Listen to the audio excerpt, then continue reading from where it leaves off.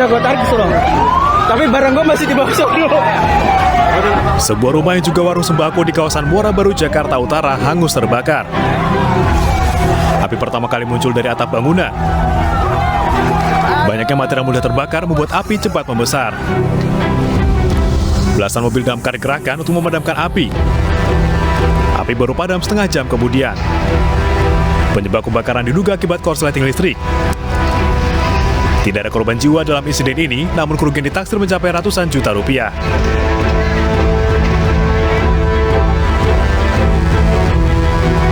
Dua orang terduga pencuri motor di Desa Panahuan, Kecamatan Ciganda Mekar, Kuningan, Jawa Barat, babak belur diamuk warga. Terduga pelaku berinisial MS dan WD, warga Desa Bunten, Kecamatan Astana Japura, Cirebon, ditangkap warga ketika akan mencuri motor milik warga setempat. Warga yang emosi langsung mengeroyok kedua terduga pelaku. Satu orang meninggal dunia di rumah sakit setelah dirawat intensif.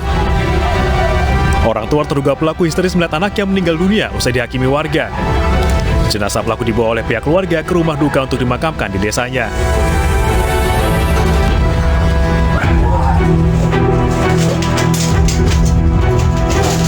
Seekor ular sanca sepanjang 2 meter dari dapur rumah warga di Jalan Puskesmas Setu Jepayung, Jakarta Timur dievakuasi. Warga pun panik kemudian melapor kepada petugas pemadam kebakaran Jakarta Timur. Dinding dapur rumah warga terpaksa dijebol agar ular liar ini bisa ditangkap. Petugas sangat berhati-hati selama proses penangkapan. Tidak butuh waktu lama, petugas berhasil menangkap ular sepanjang 2 meter ini.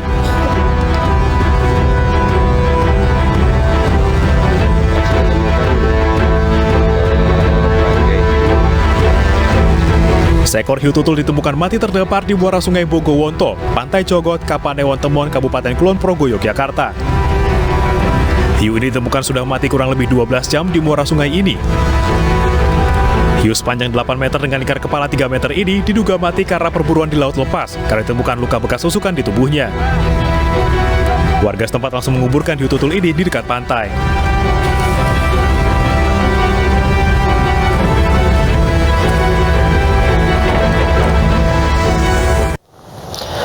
Pemirsa, dari hasil otopsi, Kopda Muslimin diduga meninggal karena keracunan. Tidak ditemukan luka akibat kekerasan baik benda tajam maupun benda tumpul pada jenazah Kopda Muslimin.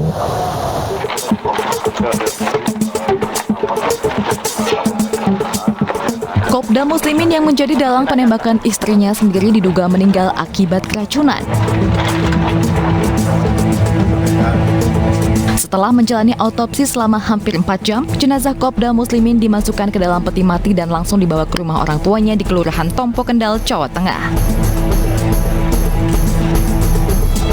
Berdasarkan hasil autopsi yang dilakukan oleh tim dokter Rumah Sakit Bayangkara Semarang, tidak ditemukan luka akibat kekerasan baik benda tajam maupun tumpul pada jenazah Kopda Muslimin.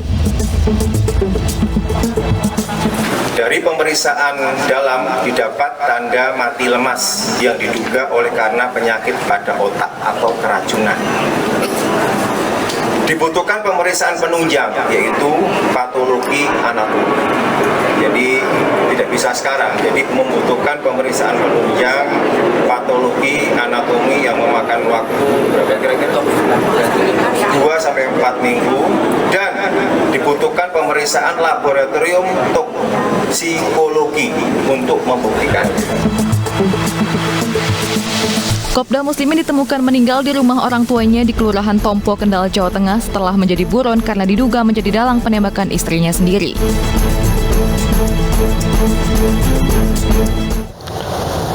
Pemirsa, kami akan mengajak Anda untuk melihat suasana terkini di KPK terkait pemeriksaan Mardani Maming.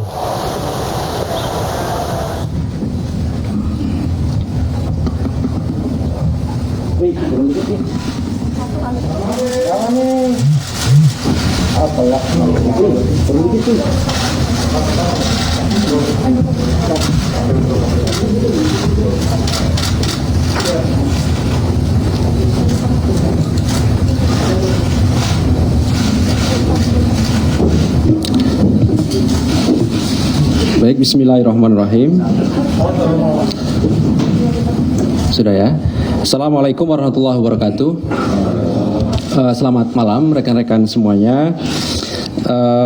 sebagaimana yang pernah kami sampaikan bahwa KPK sedang melakukan kegiatan penyidikan dugaan korupsi terkait dengan izin usaha pertambangan di Kabupaten Tanah Bumbu, Kalimantan Selatan. Dan kami juga sampaikan pada saatnya nanti ketika penyidikan cukup dan kemudian kami lakukan upaya paksa baik itu penangkapan ataupun penahanan terhadap tersangka, maka kami akan umumkan siapa yang ditetapkan sebagai tersangka dan kemudian termasuk konstruksi perkara ini dan pasal-pasalnya. Malam hari ini kami akan umumkan dan kemudian kami juga sampaikan mengenai perkembangan dari penyidikan perkara dimaksud. Hadir malam hari ini pimpinan Pak Alek dan juga Deputi Penindakan Pak Karyoto, dan nanti akan dibacakan poin-poin dimaksud oleh Pak Alek.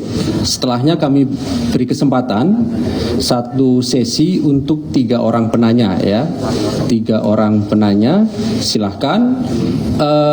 Barangkali kita fokuskan terkait dengan perkara ini saja begitu ya, supaya nanti penjelasan dari pimpinan ataupun Pak Deputi juga kita bisa fokus perdalam terkait dengan perkembangan penanganan perkara ini.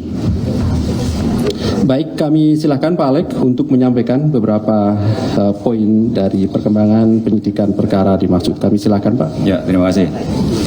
Baik teman-teman wartawan, hari ini kami akan menyampaikan informasi terkait penyidikan dugaan tindak pidana korupsi penerimaan hadiah atau janji oleh penyelenggara negara atau yang mewakili terkait pemberian izin usaha pertambangan di Kabupaten Tanah Bumbu, Kalimantan Selatan.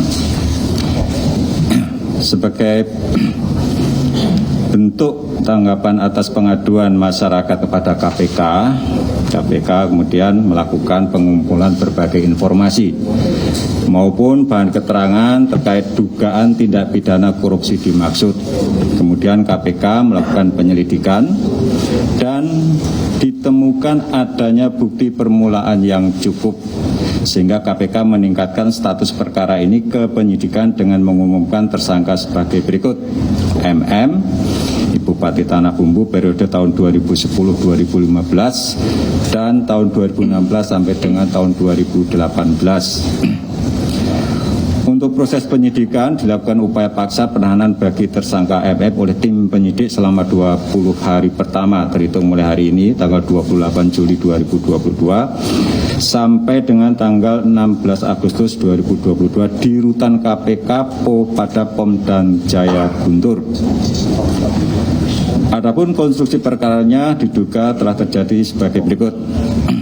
MM yang menjabat Bupati Tanah Bumbu pada periode 2010-2015 dan periode tahun 2016-2018 memiliki wewenang yang satu diantaranya memberikan persetujuan izin usaha pertambangan, operasi, dan produksi di wilayah pemerintahan daerah Tanah Bumbu, Kalimantan Selatan.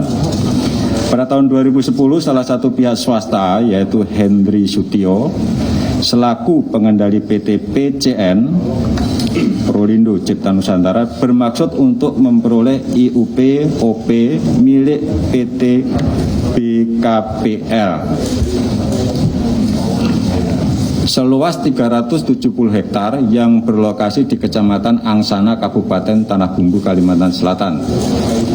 Agar proses pengajuan peralihan IUP OP bisa segera mendapatkan persetujuan MM, Hendri Sutio diduga juga melakukan pendekatan dan meminta bantuan pada MM selaku Bupati agar bisa memperlancar proses peralihan IUP OP dari PT BKPL ke PT PCN dimaksud. Menanggapi keinginan Hendri Sutio tersebut, di awal tahun 2011, MM diduga mempertemukan Hendri Sutio dengan Raden Dijono Putro Hadi Sutopo yang saat itu menjabat Kepala Dinas Pertambangan dan Energi Tanah Bumbu. Dalam pertemuan tersebut, MM diduga memerintahkan Raden Biyono Putro Hadi Sutopo agar membantu dan memperlancar pengajuan IUP-OP dari Henry Sutio. Selanjutnya di bulan Juni 2011, surat keputusan MM selaku Bupati tentang IUP-OP terkait peralihan dari PT BKPL ke PT PCN ditandatangani MM, di mana diduga ada beberapa kelengkapan administrasi dokumen yang sengaja dibuat tanggal mundur backdated dan tanpa bubuan paraf dari beberapa pejabat yang berwenang. Peralihan IUP-OP dari PT BKPL ke PT PCN diduga melanggar ketentuan pasal 93 ayat 1 Undang-Undang Nomor 4 Tahun 2009 bahwa pemegang IUP dan IUPK tidak boleh memindahkan IUP dan IUPK kepada pihak lain. MM juga meminta Henry Sutio agar mengajukan pengurusan perizinan pelabuhan untuk menunjang aktivitas operasional pertambangan dan diduga usaha pengelolaan pelabuhan dimonopoli PT ATU yang adalah perusahaan milik MM. Diduga PT ATU dan beberapa perusahaan yang melakukan aktivitas pertambangan adalah perusahaan fiktif yang sengaja dibentuk MM untuk mengolah dan melakukan usaha pertambangan sehingga membangun pelabuhan di Kabupaten Tanah Bumbu.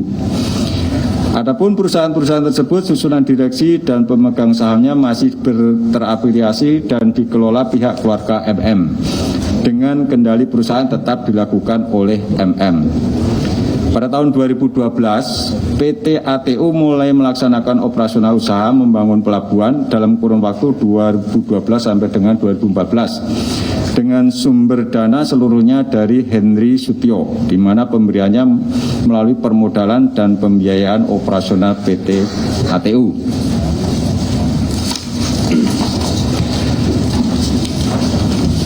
Diduga terjadi beberapa kali pemberian sejumlah uang dari Henry Sutio pada MM melalui beberapa perantaraan orang kepercayaannya dan atau beberapa perusahaan yang terafiliasi dengan MM yang kemudian dalam aktivitasnya dibungkus dalam formalisme perjanjian kerjasama underlying guna memayungi adanya dugaan aliran uang dari PT PCN melalui beberapa perusahaan yang terafiliasi dengan MM.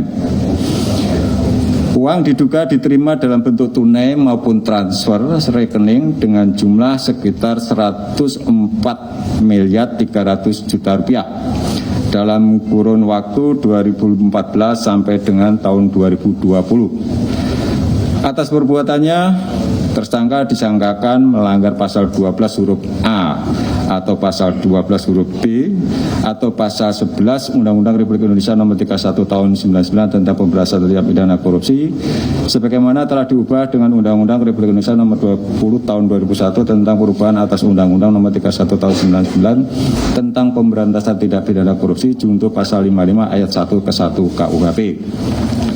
Praktek suap perizinan sering menjadi pintu masuk terjadinya rantai korupsi pada proses bisnis berikutnya dan menjadi salah satu modus korupsi yang rentan terjadi di berbagai sektor layanan publik. KPK berharap modus-modus seperti ini tidak terulang dan beberapa KPK telah melakukan penindakan menyangkut perizinan pertambangan. Ini juga menjadi kerugian yang besar ya bagi masyarakat sekitar jika perizinan itu tidak diberikan sesuai dengan ketentuan peraturan perundang-undangan. Apalagi kalau kemudian perusahaan-perusahaan itu beroperasi secara ilegal dan otomatis juga banyak yang tidak membayar pajak maupun iuran-iuran reklamasi misalnya dan seterusnya. Demikian beberapa hal yang bisa kami sampaikan. Terima kasih. Baik, terima kasih Pak Alek yang telah membacakan beberapa poin dimaksud. Kami umumkan satu orang sebagai tersangka yaitu MM dan dilakukan penahanan rutan sampai nanti tanggal 16 Agustus 2022. Berikutnya kami silakan 3 orang penanya, yang sebelah kanan saya 1, di tengah 1, di belakang 1, ada 3. Nanti setelahnya Mas ya, kalau waktunya cukup. Baik, silakan. Sebutkan nama dan dari medianya Mas. Saya Chandra dari medcom.id. Pertama saya mau tanya, ini kan kasus suap dan gratifikasi. Kok tersangkanya cuma 1, penerima suap? Nah, pemberinya kok nggak ada gitu. Kok pemberinya nggak dijadiin tersangka gitu? Terus pertanyaan kedua saya, ini kan sistem kasusnya itu case building ya, dari laporan masyarakat, terus penyelidikan. Nah, kok KPK cuma ngusut suap dan gratifikasi kalau ini case building? Nggak.